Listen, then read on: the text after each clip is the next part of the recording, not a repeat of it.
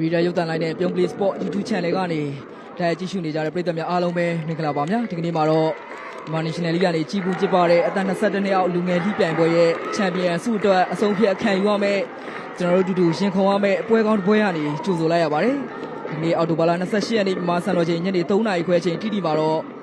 MNL U-League U21 ပြိုင်ပွဲရဲ့နောက်ဆုံးရက်သက်ပတ်နောက်ဆုံးပွဲစဉ်26အဖြစ်တကုံ Star United တင်တဲ့ ISP တင်တော့ရန်ကုန်မြို့သူနာကွင်းထဲမှာရှင်ပြိုင်ကစားသွားတော့မှလည်းဖြစ်ပါတယ်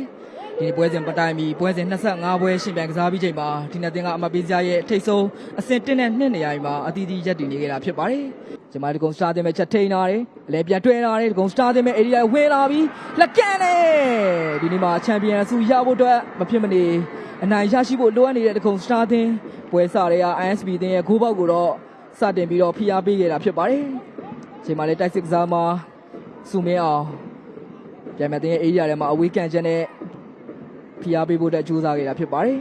။ဒီနေ့မှာရှင်ပြိုင်စားနေတဲ့တကုံ Star တင်တဲ့ ISP တင်တော့ပြီးခဲ့တဲ့ပထမကြော့ရင်ဆိုင်တွေ့တော့ကတော့တစ်ဖက်2ဂိုးစီနဲ့တည်ရလက်ထွက်ပေါ်ထားခဲ့တာကြောင့်ဒုတိယကြော့အခုလိုထပ်မံရှင်ပြိုင်ရတဲ့အနေအထားတစ်ခုမှာလည်းဘယ်တင်ကအသာရသွားမလဲမှန်းဆတော့အနေငယ်ခက်ခဲနေကြတာဖြစ်ပါတယ်။အခုပေးတာပြီးခေါင်းတိုက်ပြီးတင်ကိုတကူရရှိခဲ့ပြီမဲ့လည်းကံမကောင်းစွာနဲ့ပဲလူကျွန်းနေထားမှာတော့ရောက်ရှိနေကြတာဖြစ်ပါတယ်ကျွန်တော်အစောပိုင်းကတောက်လျှောက်ပြောနေကြတဲ့စော်မျိုးဒီချိန်မှာလည်းပြိုင်ပြတင်ရဲ့ခန့်စစ်ကိုတော့အတော်လေးလှုပ်ခန့်အောင်တော့စပြီးတော့ပြုတ်ထားနိုင်ခဲ့ပြီဖြစ်ပါတယ်စော်မျိုးလူကျွန်းနေထားမှာရှိမနေခဲ့ဘူးဆိုပေမဲ့လည်းဘောလုံးလက်ခံခဲ့တဲ့ကျော်နံပါတ်9ကောင်းခန့်ကျော်လူကျွန်းနေထားမှာတော့ရောက်ရှိနေကြတာဖြစ်ပါတယ်ရာသာတင်မဲ့ကွင်းထဲမှာပဲနေလင်းတန်းရှုပ်ပေးထားတယ်ဒီကုံ Star တင်မဲ့တံမြတ်တိုက်စစ်ကနေပြန်ပြီးတော့ကျွန်းလာပြန်ပြီတော့ကမောပေးတာရင်အေးရတယ်ဝင်လာပြီဂုံစားပဲလက်ခံတယ်နေသူရာဖြိုးနဲ့ပြန်တွဲတာမြနေသူရာဖြိုးညာချောင်းတောက်လျှောက်ပဲမှားပေးတာပြီ ISP တင်မဲ့ချက်ထိန်တာတယ်ရာသာတင်မြစော်မျိုးမင်းသိန်းအေးရဝင်လာပြီလက်ဖြတ်ချိုးပေးတယ်ပေးပြီကိုပြီမြတော်တော်လေးကောင်းမွန်တဲ့အထွဲဆက်တော်တော်လေးလှပတဲ့အတွဲလုံးနေနဲ့ပဲဂုံ Star တင်သွင်းကိုတကိုစပြီးတော့ရရှိသွားပြီဖြစ်ပါတယ်အစောပိုင်းကတောက်လျှောက်ပြောနေလို့ပဲဒီနေ့မှာချန်ပီယံဖြစ်ဖို့အတွက်မဖြစ်မနေအနိုင်ရဖို့လိုအပ်နေတဲ့ဂုံ Star တင်လက်ရှိပွဲချိန်မိနစ်30အရောက်မှာတော့စောအောင်မျိုးမင်းသိန်းရဲ့စုမင်းအောင်တို့ရဲ့အတွဲဆက်ကတကယ်ကိုအလုပ်ဖြစ်ခဲ့လို့ဆိုရမှာဖြစ်ပါတယ်ညာချမ်းကနေရုတ်တရက်ရလာတဲ့အခွင့်အရေးတစ်ခုကိုတော့စောအောင်မျိုးမင်းသိန်းအေးရတဲ့ဝင်ပြီးတော့လေကျောမှာအဆင်သင့်ရှိနေတဲ့အစုမင်းအောင်ကိုတော့ဖန်တီးပေးနိုင်ခဲ့တာဖြစ်ပါတယ်အချိန်မှာတော့စောအောင်မျိုးမင်းသိန်းရဲ့ဖန်တီးပေးမှုကတကယ်ကိုအတိအကျကိုတိုက်စစ်မှာရှိနေတဲ့စုမင်းအောင်ရှိရောက်ရှိခဲ့တာဖြစ်ပြီးတော့စုမင်းအောင်နောက်ပေါက်လေးနဲ့ပဲဂိုးပေါက်တဲ့ကိုတော့အသေးသက်ဆုံးသွင်းကိုတစ်ခုဖြစ်တော့ပြောင်းလဲနိုင်ခဲ့တာဖြစ်ပါတယ်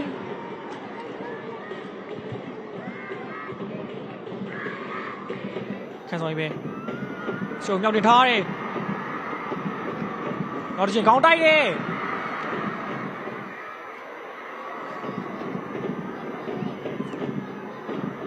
စတာတင်ရှင်းပါပဲဘောလုံးရလာတယ်လိုက်တင်မျောပေးတယ်အေရာတွေကဝင်လာပြီတကန်တယ် ISP တင်မရှိကိုထပ်ပြီးတော့မှားပေးတာလေအေရာတွေဝင်လာပြီ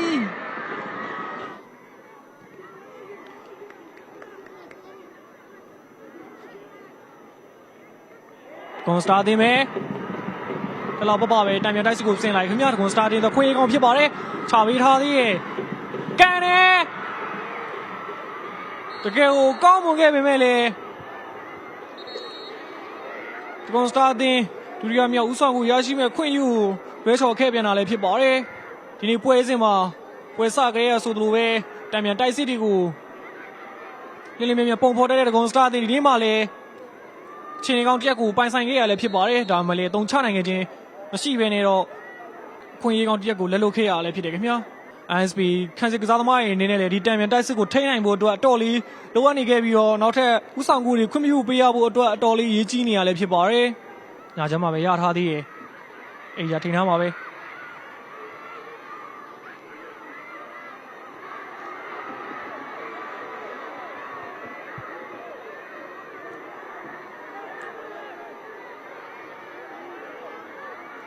ဒီချိန်မှာဆိုရင်တော့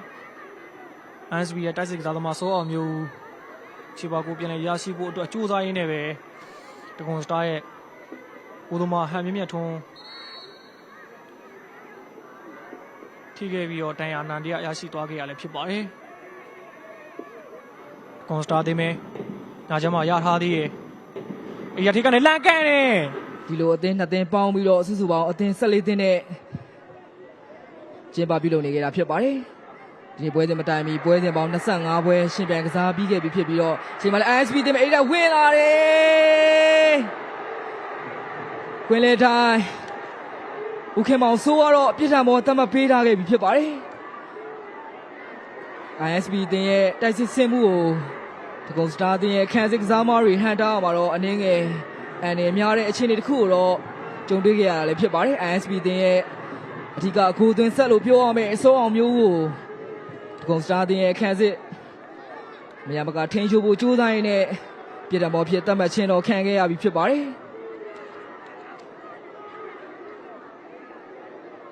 ဒီလိုချိန်မှာကောင်းကောင်းကြီးလွတ်ထွက်သွားရင်ကောင်းကောင်းကြီးပေးဆက်ဖို့ဒဂုံစတာသင်းရဲ့ခံစစ်ကစားမတွေအတော်လေးနားလည်ထားဖို့တော့ရတယ်များ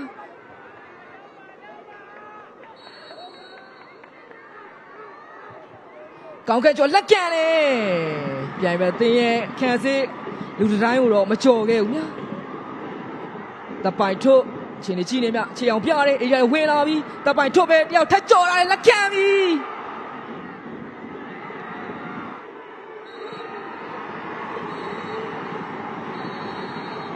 ကျွန်တော်စီကန်တင်ဆက်နေတဲ့အချိန်တွင်းမှာပဲဒဂုံစတာယူနိုက်တက်အသင်းနဲ့ ISP အသင်းတို့ရဲ့ပွဲစဉ်ကတော့ပြီးဆုံးသွားပြီဖြစ်ပါတယ်ပွဲပြီးဆုံးချိန်မှာတော့ဒဂုံစတာယူနိုက်တက်အသင်းက ISP အသင်းကိုတိုက်စစ်ကစားသမားစုမင်းအောင်ရဲ့သွင်းကိုတကူနဲ့အနိုင်ယူပြီးတော့အခုနေ့ MNL U21 Jubilee ရဲ့ချန်ပီယံအဖြစ်မှတ်တမ်းရေးထိုးသွားနိုင်ပါကြောင်းတင်ဆက်ရင်းနဲ့ကျွန်တော်ရဲ့တိုက်ရိုက်ထုတ်လွှင့်တင်ဆက်နေမှုကိုတော့ကြာခင်မှာရန်နာသွားတော့မှာလည်းဖြစ်ပါတယ်